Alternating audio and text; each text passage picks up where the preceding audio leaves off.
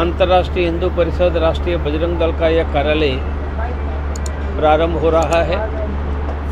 यहाँ बगल में हनुमान चालीसा का एक केंद्र भी चल रहा है। आशा करते हैं कि अगल बगल में 20-25 जगह पर हनुमान चालीसा का केंद्र शुरू हो। यहाँ गरीबों को हर महीने मुफ्त में अनाज मिले,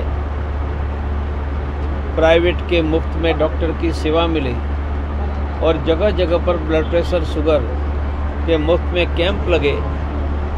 ये सभी गतिविधियाँ यह केंद्र से चलाए, ऐसी सबको शुभकामना, सबको धन्यवाद। ऐसे कार्यालय शुरू कर दें। सर, हमारे चैनल के माध्यम से जो भी हिंदू भाई देख रहे हैं उनसे किस तरह का अपील करना चाहिए? अब तो हिंदू ही आगे आगे बढ़ो। जय श्री राम। प्रवीणभाई तोगडे यांचा आज प्रवास होता। मग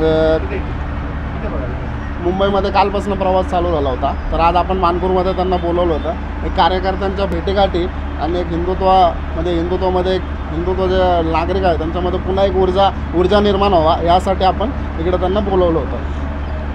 काय तुम्हाला आश्वासन दिलेलं आहे प्रवीणजींनी आणि पुढचं पाऊल काय असेल? हनुमान चालीसा केंद्र वगैरे हिंदूंमध्ये जनजागृती करायची, हिंदू लोकांच्या ज्या समस्या आहेत त्यामध्ये त्यांना जे सर्व ॲडव्होकेट वगैरे असो किंवा ॲडव्होकेट फर्म आहे आपला, ॲडव्होकेटची मदत असेल किंवा कुठलेही पोलीस स्टेशन वगैरे काही जर न अडकता माणूस अडकला नाही पाहिजे हिंदूचा। प्रवीणजींनी आत्ताच सांगितलेलं आहे की कुठलाही हिंदू माणसाला काय तकलीफ असेल तर डॉक्टर पण आमचा फुकट दिलं जाईल।